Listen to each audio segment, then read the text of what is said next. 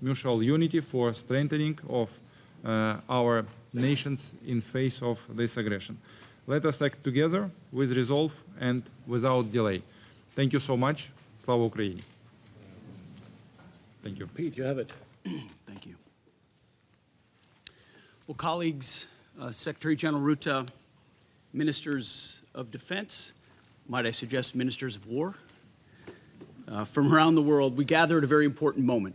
Over the past few months, European investment in defense for Ukraine has increased significantly. Now, of course, the United States will do our part, but Europeans must continue to take primary responsibility for the conventional defense of the continent.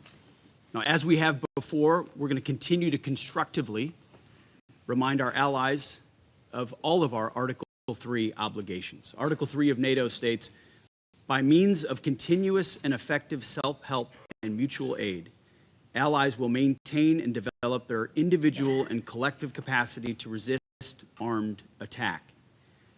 Today, and thanks to President Trump's efforts since the first term, we are seeing in real time allies taking this obligation seriously, including in Ukraine.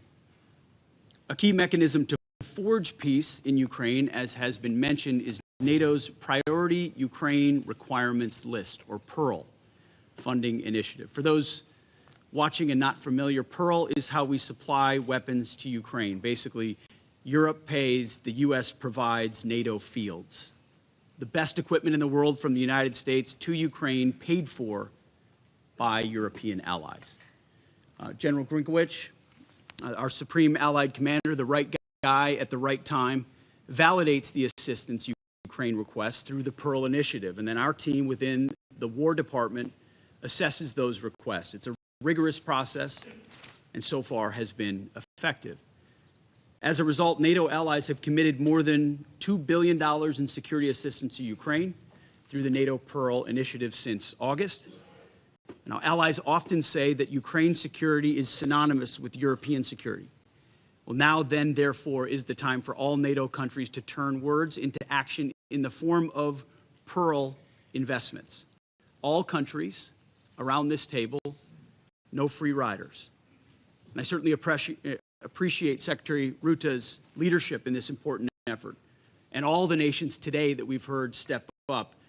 Many more commitments just today to that PEARL initiative, which sends an incredible signal to the world about the commitment. I want to commend allies such as Germany and Poland for their efforts in meeting their 5% commitment, which is being invested in fielding combat-credible forces. I could name a lot of other countries as well, the Baltics and Nordics, that have done likewise, and we are grateful. All countries need to translate goals into guns, commitments into capabilities, and pledges into power. That's all that matters, hard power. It's the only thing belligerents actually respect. Your continued investment and leadership are vital to helping Ukraine defend itself and to bring an end to this conflict. Peace through strength. Now, Europe's political leaders have also endorsed military planning for the coalition of the willing. By establishing an operational headquarters and committing personnel to that multinational force, should a peace arrangement be reached, European leaders are sending a clear message to Russia. Now is the time to end this tragic war, stop the needless bloodshed, and come to the peace table. Now, if this war does not end, if there is no path to peace in the short term, then the United States, along with our allies, will take the steps necessary to impose costs on Russia for its continued aggression. If we must take this step, the U.S. War Department stands ready to do our part in ways that only the United States can do. We remain clear-eyed about the fact that the most effective deterrents to Russian aggression are, number one, a lethal, capable, and European-led NATO, and number two, a combat-credible Ukrainian military able to defend itself and thereby continue to deter Russian aggression along NATO's border. Again, peace through strength.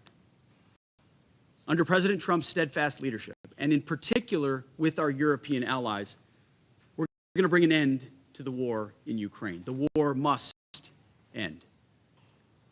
Like we saw him do in Gaza and in the Middle East, President Trump knows how to forge peace, to create opportunities in situations, in scenarios where peace seems far off. He and he alone has the ability to do that. This is not a war that started on President Trump's watch, but it will end on his watch. So let us seize this moment, strongly forge peace in Ukraine, and let's bring peace through strength. Thank you very much.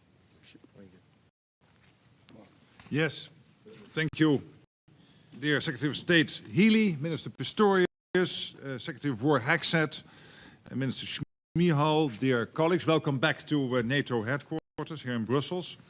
And John and Boris, thank you again for your leadership. Since its inception, the UDCG has been the backbone of our collective support for Ukraine. This body and the equipment it delivers to the battlefield are a clear demonstration of the international community's support for Ukraine. I've discussed with Secretary Healy and Minister Pistorius how NATO can best help the UDCG, and NATO staff will provide all necessary support. We will assist across the board, from hosting meetings such as this one to providing the best data and analysis available. And together with Ukraine, the UK, Germany, and with your support, we will make the UDCG more effective at delivering what Ukraine needs. So I look forward to working with all of you to ensure our support for Ukraine is as predictable and as impactful as possible. And we all have a role to play here. NATO allies have committed to increase our defense spending and support to Ukraine. And we know that the support to Ukraine itself, by the way, will count to that defense spending. And I'm particularly focused here on Pearl. Secretary Hagseth was also speaking about it, and others.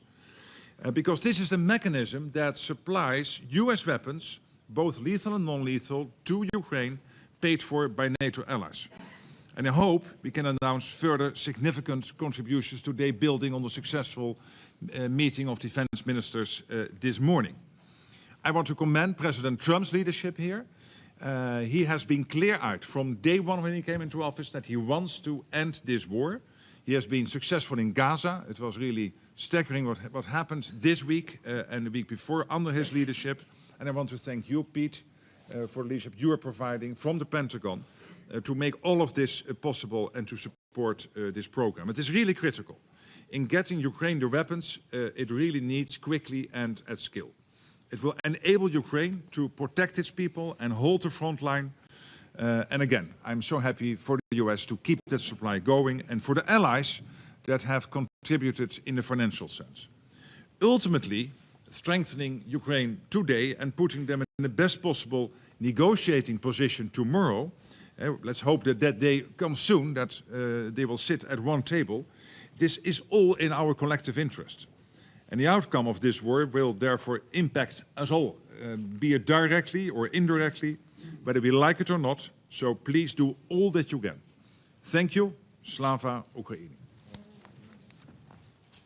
So thank you, ministers. Thank you, Secretary General. May I now ask the press to leave the room, please.